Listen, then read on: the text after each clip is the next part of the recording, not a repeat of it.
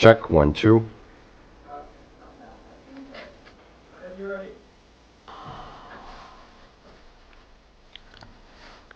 One, two, three.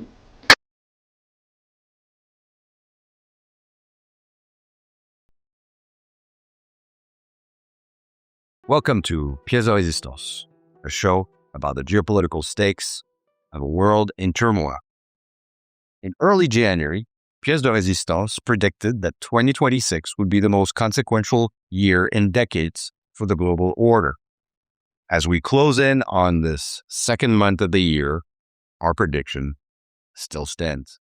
And as events continue to unfold in dramatic ways, from the Western Hemisphere to Europe to the Middle East, and the news cycle scrambles to keep up, it is easy to lose sight of important matters near our shores and close to our hearts.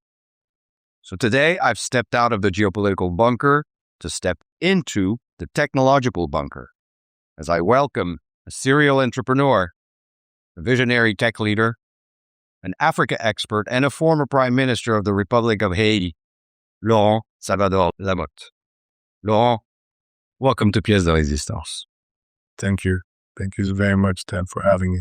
Thank you. I know you haven't given an interview in about 4 years, so we're truly honored that you would afford us this first in a long time.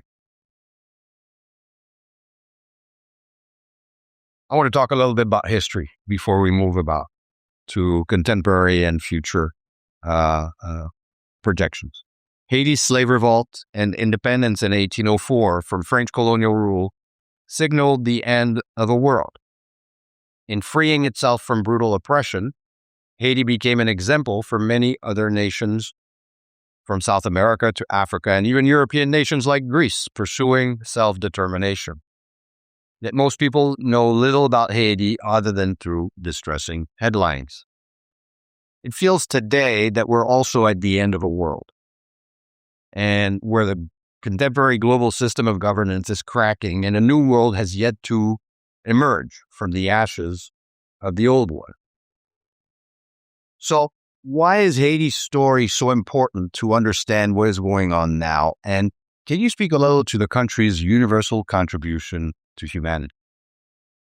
Well, that's an excellent question, Stan, and I'm so proud and happy to be on this show on Pièces de Résistance. It's a great honor for me. Thank you for having me. Haiti has contributed greatly to the world. Haiti was the first Black nation in the world. We gained our independence when 500,000 slaves fought against 10,000 French army soldiers that were, occupying Haiti and imposing a very strict slavery system. And we rebelled against that. We fought against that. We broke the chains. We opened, freedom. We were the first country to bring freedom into likewise countries. So this was the example that was set, and this is where we started. Now, having said that, we paid a hefty price for that, and we started first. After the independence, the country was ostracized. The country was isolated for over 60 years. Then we had to pay for that independence. We had a price that's equivalent to over 20 billion US dollars. That was the price in a country that was fighting for freedom and to basically make ends meet. Over 95% of whatever income we had from at the time from coffee crops and the small agriculture that we were producing, because we were a very successful country, that was gone to repay the debt. And that lasted over 90 years. So we started off great, but then they put in the bricks very quickly into this, for this not to mushroom and for this not to spread around other Black nations. So that was our contribution to humanity, which was breaking the chains of slavery. And we Haitians are very proud of that till this day, but we have to be honest with ourselves. We paid a very hefty price until today. So Haiti, for many countries, was the example to follow. But for many big countries and big powers, we were the example to not follow. We were the example to avoid. And everything was put in place for this to be avoided at all costs. Thank you for this lesson. What compelled you? I mean, you were prime minister for almost 3 years in the immediate aftermath of the earthquake, 2010 earthquake, after a very successful entrepreneurial trajectory in the tech sector in Africa. We'll speak about Africa in a little bit, but I wanted to know what compelled you to leave a very financially rewarding career to dedicate yourself and serve your country. Well, it happened. I was running a very successful business, as you said. We started a telecommunications company, a tech company, that essentially had the vocation of helping countries, helping governments throughout Africa to level up their technologies in order to compute, in order to understand what was going on in the telecom sector, because companies were coming in, billions of dollars of investments were being put, yet the regulators and the governments were lagging behind. So our job came in, and our job was to leapfrog the technology, install the right systems to allow them to collect their fair share of taxes, their fair share of revenues that would go to the government. And throughout the years, we raised over $6 billion. And we've been doing this, over 25 years. So it brought in $6 billion to governments. So the company was present in over 45 countries in Africa. So, we wanted to extend out, out of Africa into the Caribbean. And then we eventually managed to do that. We were in 4 Caribbean countries. So we were total 49 countries. And I was, the founder, the co-founder and CEO of the company for, up to the time from 1998 till 2010, when, I was sitting and I saw the earthquake of Haiti. I was, we were in a very good position financially going in. And then the earthquake happened.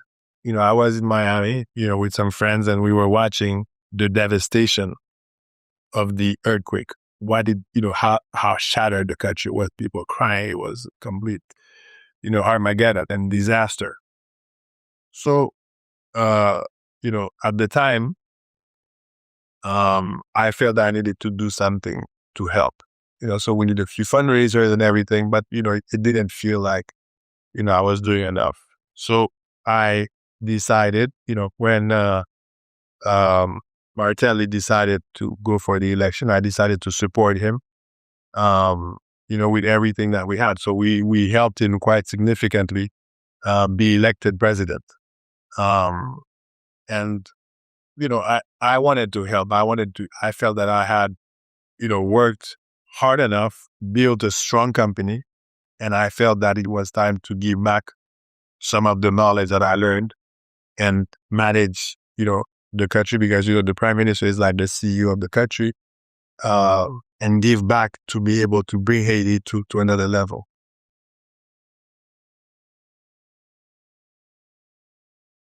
You kind of ran the government almost like an entrepreneur, very performance driven, and I was privy to that. One of the issues that plagues Haiti today is security. So I want to talk a little bit about what the security context was in the immediate aftermath of the earthquake. And if I remember correctly, you were presiding or managing or governing, a force of 12,000 police officers and 12,000 UN peacekeepers. And during those years, Haiti had the lowest homicide rate in the entire hemisphere. There were 0 kidnappings. Basically, Haiti was one of the safest places across the entire Western Hemisphere. But we understood, and you understood, that the UN mandate and that 12,000 peacekeeping force was finite and had an expiration date. And so you spent quite a bit of political capital to try and argue the case that Haiti needed to remobilize and fund an army that could substitute the security vacuum which would come with the UN peacekeeping force pulling out. There was a lot of pushback on the part of both bilateral partners and multilateral partners on the remobilization and the funding of such security military force. Now, fast forward 13 years, Haiti has the highest homicide rate in the entire hemisphere. Hundreds of thousands of weapons have poured into and smuggled into the country. 14,000 violent gangs have taken over 90% of the metropolitan area, taken hostage 3 million people. Civilian massacres are happening continuously. And the police force, which was at 12,000 under your watch, is now at 6,000. So it shrunk by half. And some say that it's actually shrunk from 9,000 to 6,000 in the last 3 years alone. Some would even speculate that part of that shedding of the police force had to do with the Biden humanitarian program. Now, it took 2 years for the UN Security Council to actually vote a Kenyan multinational security force, which showed very little result. And now there is a new mandate of a gang suppression force and funding and political capital and will on the part of international partners to fund an army in Haiti. So what did international partners fail to understand at the time, which led to this complete dislocation? And what lessons should we learn from these failures, lack of foresight, both for Haiti, but also for the international UN system as a whole? So Haiti, if you look at historically, we always had an army. Haiti was, always had an army. The army was, basically put back together when after the first American invasion between 1950 and 1934, they left what was an embryo of an army. They called it Garde d'Haïti, and then it became, First Army d'Haïti. So all this to tell you that we're in a country that is by nature a turbulent country. So it's important to have strong security forces, strong law and order in the country to keep the security and keep the peace. What happened is throughout, in 1991, when President Aristide was ousted by the army, and there was, successive coups, we had a very stable period throughout Jean-Claude Duvalier's period from 1971 all the way to 1986. There was no gang. There was no Zenglendo that they call them in Haiti. There was, crime was very low. There was, basically, a strong president, a strong leader. But at the time, there was none of this gang rule that we see today. But in 1991, when Aristide came in, 7 months later, he was ousted in a military coup. Basically, the army was running the country from 1991 to 1994. And 1994 is a very important date because when Aristide came back in October, he essentially demobilized the army. So we went from having 300,000 paramilitaries, 3,000 police, and 7,000 soldiers. So in total, a security corps of 310,000. At the time, the population of Haiti was about 6 million people. To, fast forward 1991 till today, you have a population that doubled from 6 to 12 million, yet a security force that shrunk from 310,000 to today less than 6,000. So you can see the writing on the wall. Sure. You can see that this equation doesn't work. And this is lower than even the statistics of any minimal security force, because it's you must have 2.2 soldiers for every 1,000 inhabitants. And in Haiti today, you have less than 0.5. So it shows you that, we're completely outside the real. Now, this was a decision taken by President Aristide when President Clinton sent the 20,000 soldiers they completely disbanded the army, and then they left nothing behind. And what happened is they had to bring in the UN forces. The UN forces came in with military assets, military equipment, and they took over, the security component of it. Not the civilian, everyday policing, but the military component. And that, more or less kept the peace for the time that they were there. Now, but they spent a lot of money doing it. And there was no post-minister plan. They spent $1 billion. And for the viewers of Pièces de Résistance, $1 billion every year. They did 17 years. $17 billion were spent to arm an international, force from the UN. And then they left after 17 years. They didn't leave anything behind. Even the barracks were prefab. So they also left with the barracks, the cars that they had, the equipment, they left nothing behind. So when they left, the military component was gone, and then there was absolutely no military. They didn't train the Haitian military to take over. So there was a complete vacuum of security forces. And then 3 years, and it took the gangs, it didn't take the gangs 5 years to show their face and start, and now this coupled with Haitian politicians that wanted to use the gangs in their advantage. They used the gangs to disrupt President Jovenel Moïse's government. They used the gangs to, basically handicap him, hamstring him, and even topple him. And at the end of the day, Jovenel was out, and then the gangs themselves took over. And that's what we're living today. We're living in a gang rule. And it's totally unacceptable in any society, any country, where we have over 90% at Taikusen of the capital that's occupied by gangs. And, you have several of the large provinces occupied by gangs. We're the only country in the world where this is true today.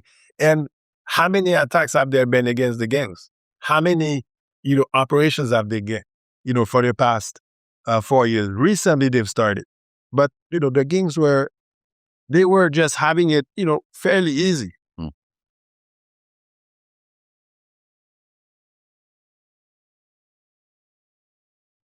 You bring up President Jovenel Moïse.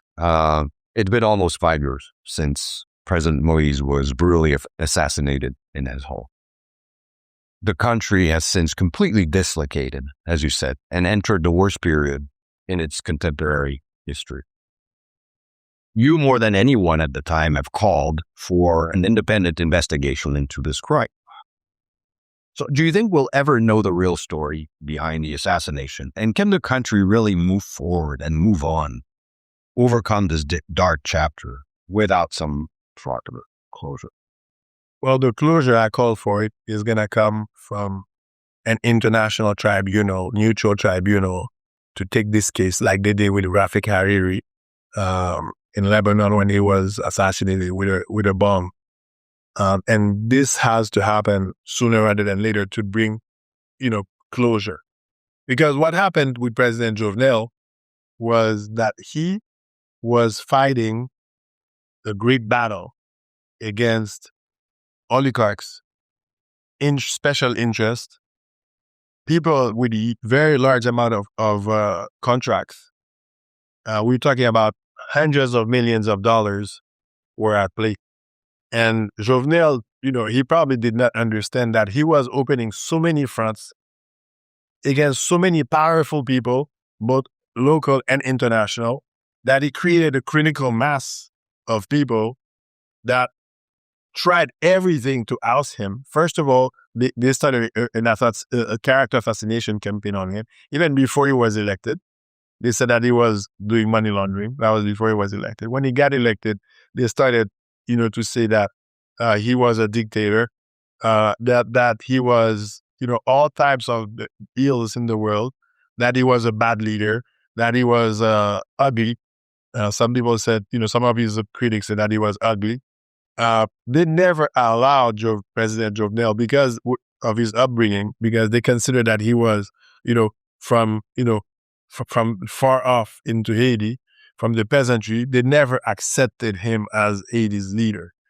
And he paid a heavy price. Myself, when Jovenel was assassinated, and when I saw the injustice that was carried and nothing was happening, I decided to use my platform to go internationally and start a campaign and I even started a hashtag Justice for Jovenel to identify those responsible, the culprits, the people that were behind this, people that I felt that that story needed to be told, that something needed to happen, and that it needed a voice. So, I went on an international media tour. I did over 50 interviews, with all types of media to call for international tribunal and an investigation. And I paid a very heavy price for that myself. I paid an extremely heavy price for having done so. I lost a lot of friends. The government at the time, which was the Ariel Henry, de facto government, or that wasn't an elected government, they were holding power supposedly to organize elections, and they stayed 3 years and never organized not anything. There was nothing organized except just try to stay in power. And that government, because I was, on all the media and I was essentially the voice asking for justice, they felt threatened because, in the investigation, there was a link between the phone call from one of the assassins of Jovenel calling from Jovenel's house to this Ariel Henry, the former prime minister. So when I was asking for justice, he felt threatened. He felt that this was coming towards him. So he needed a way to get rid of those voices and to silence those voices. And he so I paid a heavy price for having started the campaign on Justice for Jovenel. Yeah, we'll talk about this price that you paid, because in 2022, you were amongst a number of political actors who both Canada and then the State Department decided to impose visa restriction on grounds that you have always vehemently refuted and contested. So what did these partner countries, and namely, what did the State Department get wrong in pulling your visa, and what do you think motivated that measure, and where are you at today with that situation? So during the campaign, the Jovenel campaign, I got several signs that, to shut up, to stop talking, because I was bothering people and I was bothering a lot of, important people. So were those from within Haiti or both? Both. So when that happened, I decided to keep going because I felt that it was a noble cause that I was fighting. And as this continued, keep in mind that, when Anthony Blinken pulled my visa, he basically was referring to 10 years earlier, supposedly for corruption-related charges. Now, keep in mind that I'm the only Haitian prime minister who has I went through 4 audits that were clean for the Ministry of Foreign Affairs, Ministry of Planning, Prime Minister's office. They did 2 audits in the Prime Minister's office. And, the program that he was referring to was not a U.S. program. It was not a USAID not USAID program that I would mismanage. He accused me of mismanaging the funds from the Venezuela Development Fund towards Haiti, for which you also got a release of good audit from the Venezuelan government itself. Because the Venezuelan government in 2015, when I was out of power, they conducted an in-depth, enhanced audit, which lasted over 6 months, and they made the result public. They publicly, through their ambassador, they publicly, read out the results of what it was, and they said that they were satisfied, and there is, many newspaper article referring to that they were satisfied with the management of the fund. So, fast forward 10 years after, out of left field, I get hit with, I get my visa pulled because supposedly I mismanaged the funds of Venezuela, that Venezuela itself said that they were satisfied with the funding. So, they had to find a justification. They had to find an excuse. But all of this was tied to trying to help the fledgling prime minister, which was Mr. Henry at the time. It was all about shoring him up. He was very much supported by Anthony Blinken at the time and Brian Nichols. They were adamant at keeping him in power. For what reason, nobody knows. And then they decided to attack not only me, but a series of people. But I will only talk about my case today because, I think it's a great injustice. And trying to use, fake news, false information, disinformation, because I lived in the States, during the COVID years. I was there for 3 years. And the way it happened, I haven't spoken about it too much. I was living for 3 consecutive years. And then I was invited to a conference to speak in a very large conference in Egypt. And I left, it was on the Thursday. I landed there on the Friday.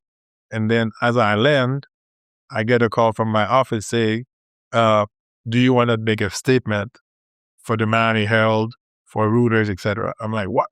For what? And they tell me that I learned that in the news that that Anthony Blinken at the time, he pulled my visa. I cannot return in the United States where my kids are living, where I went to school. I went to Barry University. I went to St. Thomas University for an MBA. I have all my family living there and, overnight. So it was a way to punish me. For what reason and for what was the result of that? Did that make things better? Did that did that improve the situation? Because there are no OFAC sanctions against you. No, there is outferences or no direct condemnation. It was really just a visa restriction. It's called the 7031C. So it's a visa measure. And actually it's a measure that only restricts your visa, not being able to return to the United States. And it can only be put when you're outside of the United States as well. So basically I was there for 3 years, operating, normally without any issues. And then having, I have companies there. I have, I had my family there and everything. So when they did it in a way to, and when I found out what was going on, they told me that they wanted to do, the people that I asked to look into it, they did. And then the feedback to them was that they were doing a political favor to the de facto government at the time that they were supporting 100%. So they were doing a political favor to, I guess, to rid some voices that was a nuisance to them. Politically motivated. 100%. Where are you at with this right now?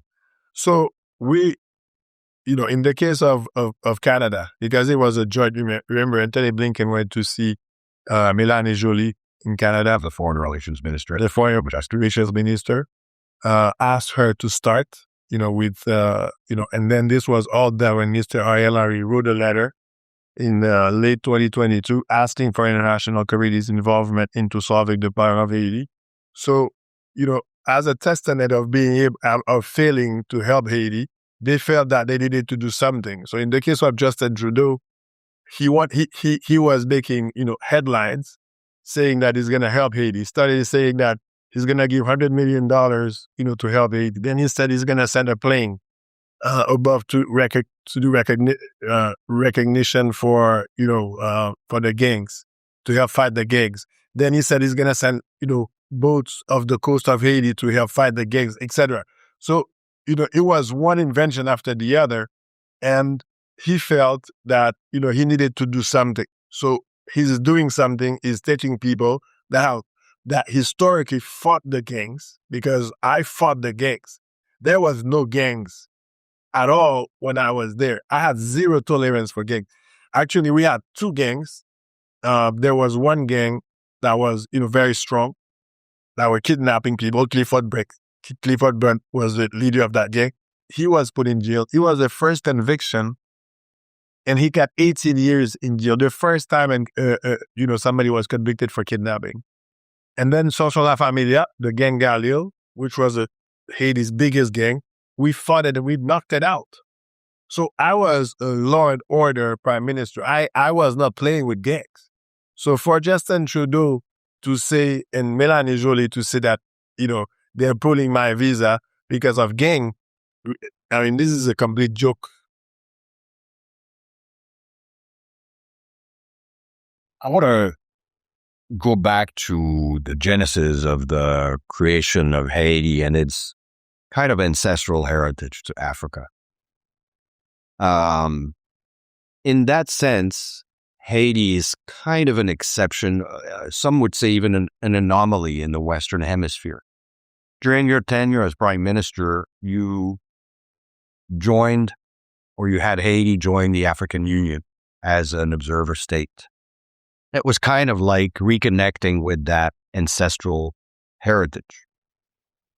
So, in your view, where does, as an Africa expert that you are, and all the years that you dedicated to the African continent, where does Haiti belong most? And what role should Africa play for and with Haiti? And what best practices have you found in African nations that have worked that could be applied to Haiti's future development model?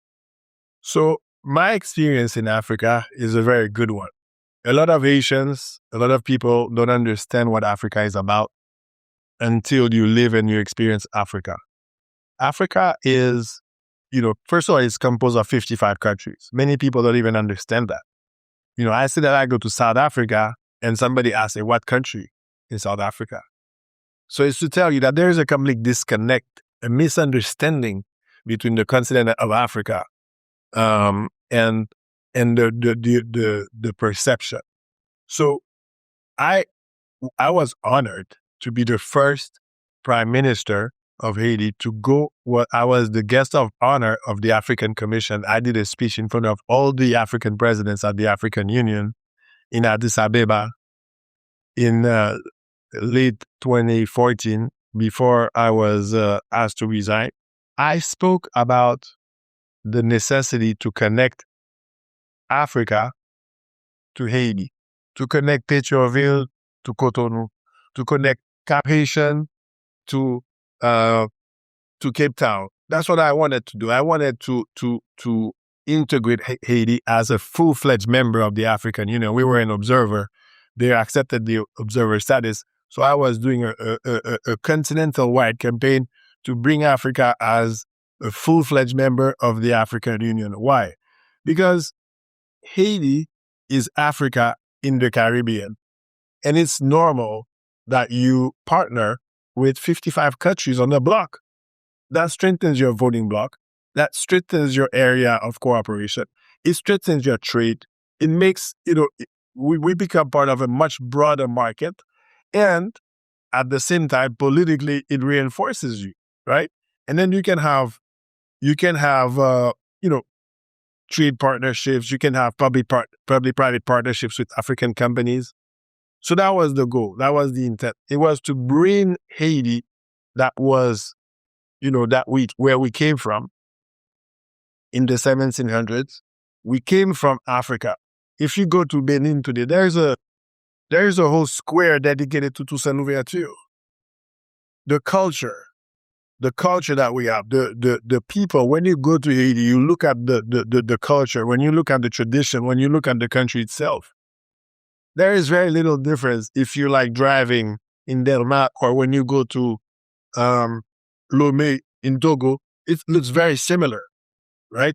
So I wanted to look to Africa and come home. Now, fast forward 11 years after, Africa answered the call to help Haiti. It's unfortunate that we did it in that condition, but it's a fact. They answered the call. They sent those Kenyan troops that were, to me, the results were not what was expected. It was, to be honest, it was a failure. Now there's a new, it was a failure from the mandate itself. It was not a failure because of, it was the whole mandate, the whole perception, the whole force itself. For example, they brought in a police force rather than to bring a military force. Why would you bring a police force in an environment where it's ruled by gang? War zone. It's a war zone, so you needed a military. That was basic. And lack of funding also. Lack of funding, and also diverting funding away from the Haitian police, right? So they diverted funds and resources from the Haitian police to that, to the. But today, there is renewed hope with this gang suppression force. We knock on wood that this is going to help. Because I'm Haitian, I'm Haitian and I want the country. I want to see the country thrive, not because I want to be president or I have no interest in that. I just want my country, the country that I grew up in, the country that I love, the country of my family. I want to see the country get better. I don't want this to be a pariah in the world like it is today. I mean, you say that you're Haitian anywhere in the world. It's like you show your Haitian passport, you become a pariah in the world. People see you how with zero, they only talk about barbecue. Barbecue becomes now the picture of Haiti. It becomes the face of Haiti. And we have so much to offer. I want to rebound on a comment that you said. You said you have no intention. Are you saying that you're not ever planning on running for president? I'm saying Pièce de Résistance right here. I have zero. You have a scoop here, people. I have zero interest. We have no interest in that.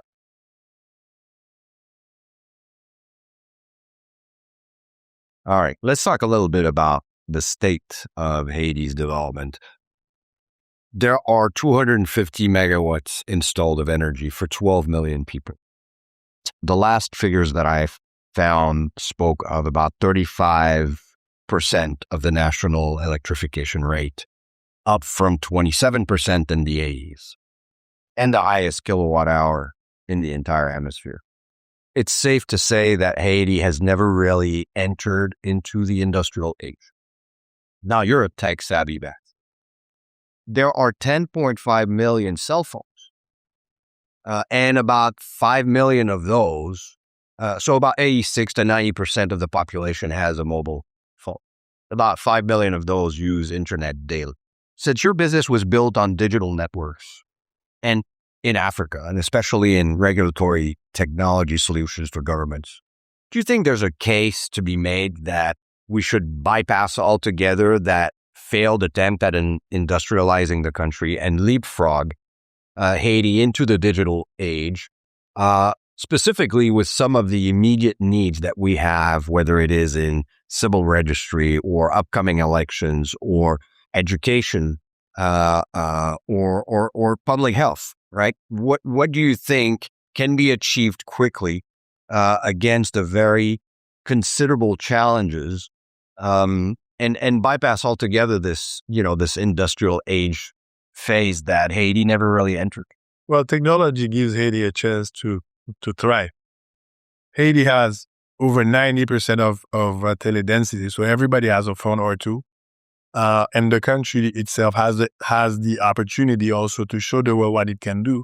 And to start with, using technology is, to bypass some of the blockages that the gangs are imposing on Haiti, blocking the country, cutting the country into three, we're talking about elections. It's going to be very difficult to carry the elections with the current scenario where the gangs control and they're blocking, most of the main roads, right?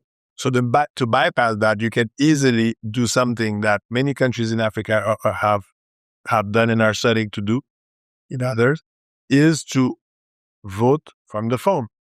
Because right now, people are using their phone for just about everything, not only in Haiti, but in the rest of the world. You use your phone for your daily calendar, for your exercise, for your nutrition. You use the phone for receiving money, paying out money. You use the phone for exercise. You use the phone to call important people. You use the phone when you have the most important emergency. You will use the phone to call someone, right? So why can't we also use the phone to create transparency into the voting system and vote via the phone? This way you can have much quicker voter roll, because right now you only have 10% of the population in Haiti that's registered to vote.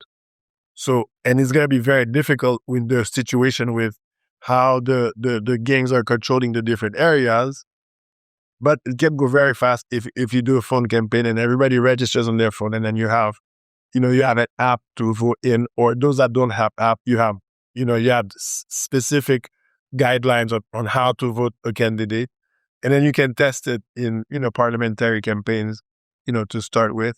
So you have you have also those that are outside of Haiti, then can vote if you don't have to travel to Haiti, and it's secured, it's transparent, it's safe, and it's measurable. Because right now, even though, you have an election, you're going to have a president or senator or deputy, you don't know if the votes are real people behind it.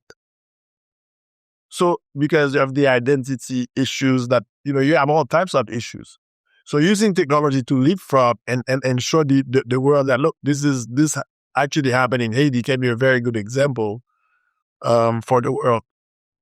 Using also Haiti, to develop our tourism sector, right? To showcase what Haiti has to offer using technology, for that. There is hundreds of examples that I could give you, but first it starts with security, because if you cannot be safe to walk on the street, to go from outside your house to your neighbor, if you're scared that you're going to be killed or kidnapped, then nothing can happen.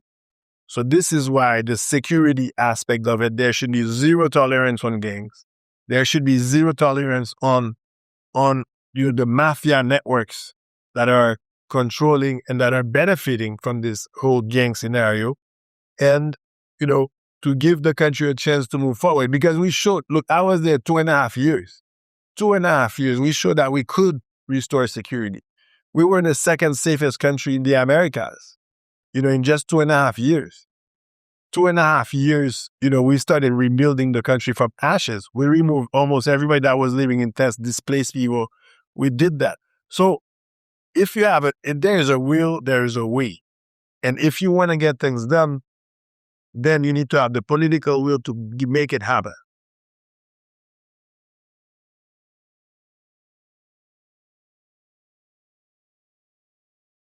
The last 18 months, we had a bicephal form of governance in Haiti with a prime minister and a cabinet and what we call a CPT, or Transitional Presidential Council, comprised of 9 members, all from different political factions. We are now back to a single center of gravity and a prime minister who has the full mandate, although not an open-ended one, really, limited in time, with 2 clear objectives. One is restoring security, recovering the metropolitan area, control from the gangs. And 2 is taking the country back on the path to democratic governance by conducting elections that are both widely adhered to and with as high as possible participation and turnout, but also that are credible and legitimate. You talk about digital technologies being able to overcome some of the historical problems in conducting elections in Haiti. One is very low turnout. The other one is fraud. Are there technologies or best cases today that are used in deploying these technologies that are fully blockchain and fully bulletproof, that you can audit without being tempered, that could address both low turnout in case security is not fully restored and people can go to the booth, but also can be credible in terms of, eliminating the fraud element that has been plaguing past elections? Well, there is, platforms to put in place on the blockchain to have full transparency and traceability of the vote. Where did the vote take place, to match that with the identity of the person? This is fairly basic. It's like making a banking transaction. They have to make sure that the funds are in your account, that you're the real person, because you're gonna have a password and username to get into to your account and make a transaction. It's the same for a vote, and it's not complicated. So that's actually also, we're talking about voter turnout. People can stay in their house. They don't have to risk their lives and risk being, shut out, being assassinated because you're going to exercise your right, in democracy to vote a leader of your choice. You can do it from the comfort of your own home. You can do it from anywhere. That's the advantage of it. So long as you're registered, and also the campaign of registry, you can use social media, to do a strong campaign, and then people can register to vote. So it's all matching the identities with the platform and also having an easy way to do it. Now, what do we have to lose? We've had elections with extremely low turnout, lots of fraud. We've had, basically, what do we have to lose exactly to change the system of what we've been doing to make sure that we have transparent system and we have, we have leaders that are really, truly elected and voted by the people. But what's going on in Haiti now is, if you remember, President Jovenel Moïse, he was about to organize a referendum in June of 2021, in May of 2021, to enhance the Constitution. That's been the source of all the plagues that we've had since 1987. He was denied that. And then he was organizing election in August of 2021. Yeah, he was assassinated in July. Right? So since then, they said that, the same political leaders that, he probably would not win an election, in a free and fair election, they basically held the power hostage. And every year they want to prolong the transition. So the transition now the transition now went from, the mandate of a president in Haiti is 5 years. Well, 2021, 2010, that's a full presidential term that was lost. And the economy contracted. There is a recession now, for the past 6 years in Haiti. There has been zero public investment. There has been zero even investment in the security forces. There's been, loss of territory. There has been a complete annihilation of commerce because all the commerce side of Port-au-Prince is occupied by gangs. And then you have an atrophy of the only, I would say, business neighborhood in the country, which is Pétionville. Now you have everything going into Pétionville. So this is going to be a hit for the next 20 years to get out of this. But if you go back 5 years under Jovenel was about to change the constitution and have an election. But at the time, the couple of oligarchs did everything that they could, put a bunch of money out, created what they call pay lock at the time. What was the purpose of that? To lock a country, preventing the small merchants from selling their goods, preventing the country to move forward, doing it not once but twice, and then, sponsoring a coup against him. For what? Because he was going after the financial interests of these people. So this has to be said loud and clear. He was opening the fronts and he was going after them. Now, where are we? Where are we today? Well, today we are at the very bottom. I mean, we're at rock bottom. I don't think Haiti has ever been so down than we are today. Now, can we go up? Can we do better? Look, it has to be, the people have to decide. It cannot be a group of politicians that probably they themselves got 1% or 2% in the elections that they decide who the next leader is. So to have stability, let the people decide. Organize an election. If you say, we cannot have the elections because we have gangs and this, there's always an excuse not to have it. Countries that are at war, they hold elections.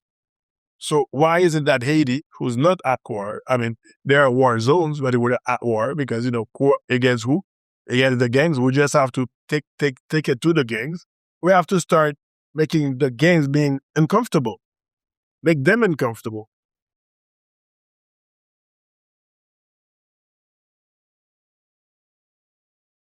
It seems the Prime Ministre, Didier Fils-Aimé, who has today the full backing of the international community to conduct this very complex mandate, has his work cut out for himself.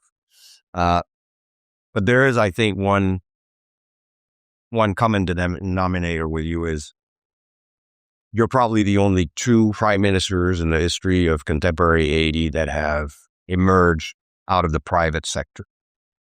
And that might mean that, things will be done differently and probably with a focus on performance and result driven. What, if anything, would be your advice to Prime Minister Fils-Aimé as he takes on this kind of dual mandate of, security gains, recovering the metropolitan area, and conducting, putting the country back on a path to democratic governance by way of credible, legitimate elections within the time period that he's given? Or it is to attack. Keep the gangs uncomfortable. Attack them every single day of the week. Use every resource that he has to get rid of those elements.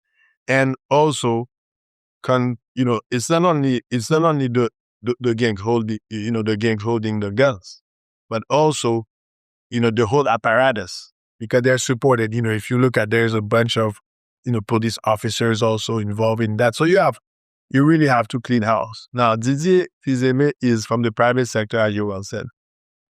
He has a lot to lose because he's a very successful entrepreneur. He was also in technology. He had an internet company that he sold. So he was a very successful entrepreneur. So he has a lot at stake in this whole, in the country's battle to get rid of, to restore security. So it's taking it to the gate. That's one. And then second of all, don't make the same mistakes. Look at what happened in the recent past. Don't make the same mistakes. He has milestones. The milestones are clear. Having elections is one.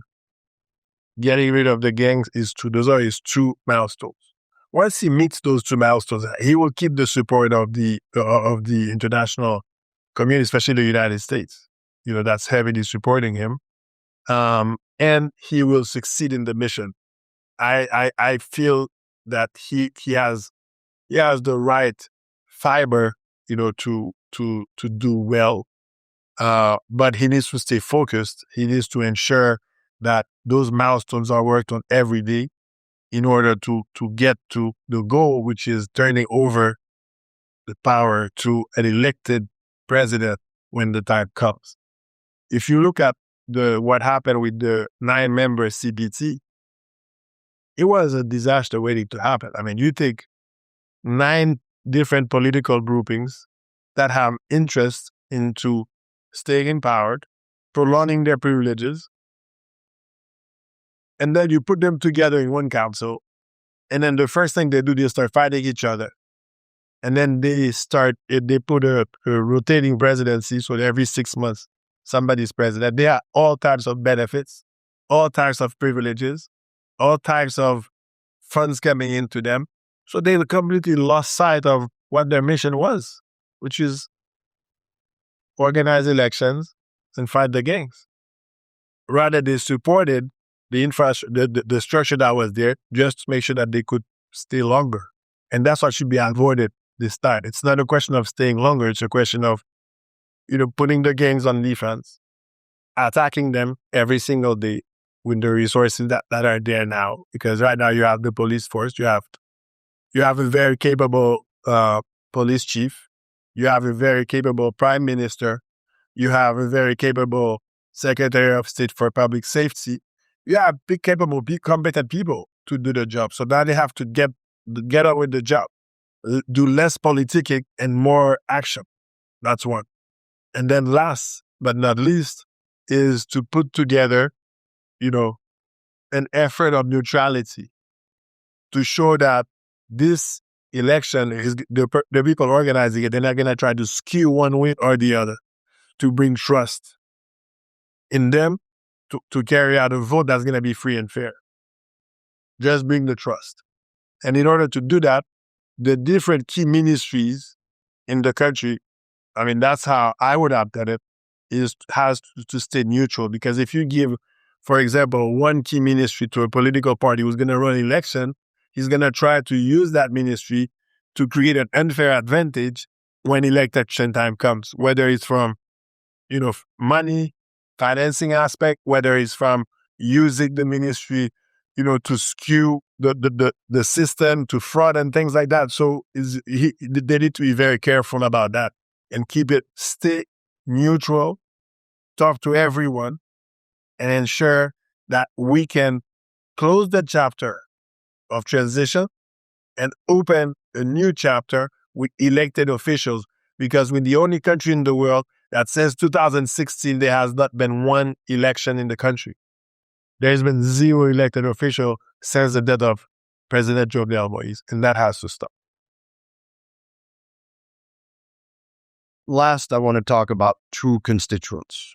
First of all, it always amazes me to see, against very complex circumstances, how Haitians, when they leave their country, whether it be for political or economic circumstances, thrive, and how successful Haitians can be abroad, whether it's in the artistic realm, whether it's in the academic realm, whether it's in the business realm, or in the scientific realm. All you see are examples of driven, honest, performing Haitians abroad. Two parts to my comment and question. This level of excellence you see abroad, exercised and demonstrated by Haitians across all demographics, age groups, how can it be put to good use for the betterment of the country moving forward? And why is it that this sense of community belonging, level of excellence that you see abroad by the Haitian diaspora cannot replicate or does not find the same kind of vibrancy at home? Well, for a couple of reasons. The first reason is when they leave home and then they go outside, they go for 2 reasons. They go, one, for economic reasons, to have a better life, have a job, and being able to provide for their family. And then the second reason is safety, right? Because in the past years, we've had, the country has been extremely unsafe. But it's shown also in the statistics that when there is safety in the country, they don't live in such huge troves like what we've seen in the recent years. So, and then they go into a country, usually they go to the United States, they go to Chile, they go to Brazil. Those are very organized countries. Those are countries with rules and regulations. So they go into a system that's already molded that they have to follow the rules. Whereas in Haiti, sometimes they feel that, that the rules can be broken because a lot of the rules are broken by the very leadership of the country itself. And there is very little, I would say, rules and regulations to be followed. And there is consequences if you don't follow them outside, and there is no consequences. So it's about accountability as well. So having said that, there is many competent Haitians, whether it's, but, the brain drain that we've seen, that competency left Haiti and is now in Europe, in the big capitals of the world, in the United States, where you have the brain of our country is outside. Because in your country, you don't have some of the basic features that would keep them, which is basic security right now. So everybody wants to leave because nobody can leave their house and go to the neighbors without fearing of being killed. So that has to be fixed. And this is why it says everything. But if you have a safe country, if it boils down to safety and security, if you have a safe country, people will come back because the Haitian that's living abroad wants to go back to their country. They love, every Haitian adores Haiti. They listen to Haitian music. They eat Haitian food whenever they can. They want to eat that Julie Collet, that Julie Georgia, wherever they can find it, wherever they look for Haitian restaurants. They love their culture. They're looking for where's the next Karimi, or T-Vice. I'm not going to, T-Vice is my band. So T-Vice, where's the next T-Vice band for them to go? So they are attached to their homeland and their country. Now the country needs to give something back, which is security and a basic place where they can, raise their children and have a happy family and provide for the basic needs of the population. Water, shelter. There is, we're lacking that. I want to send my mad love to Ray and Roberto from T-Vice, who continue to inspire Haitians across the world with their music, and all the other Haitian artists.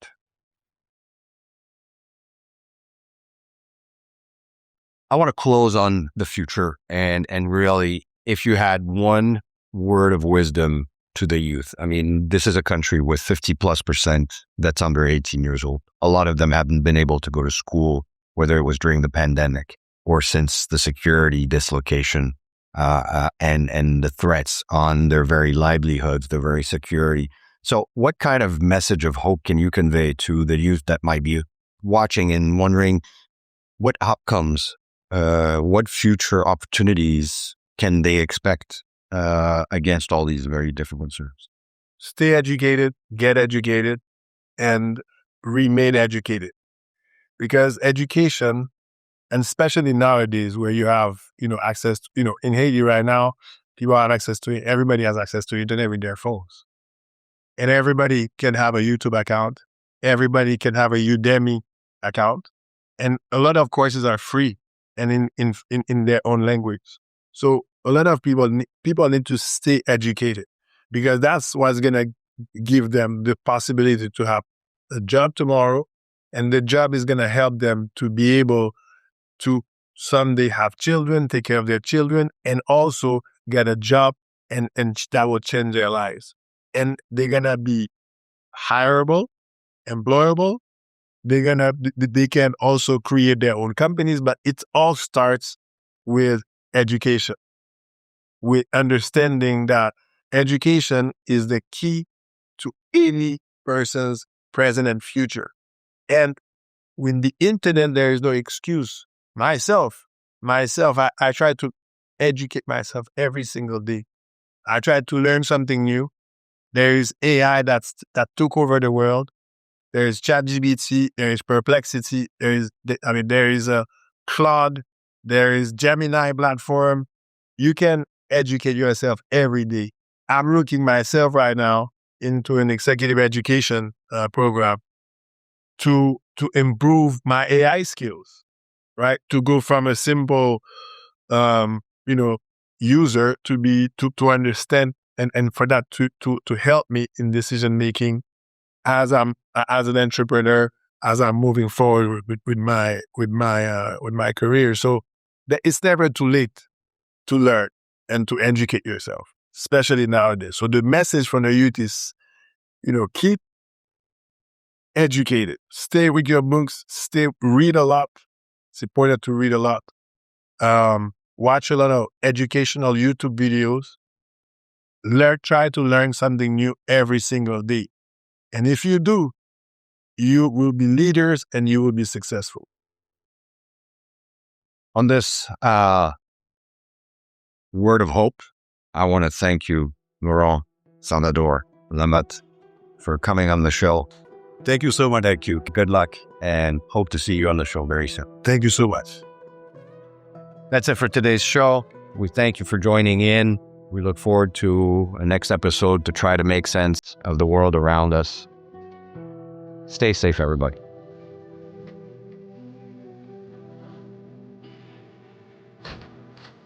Great, let's go.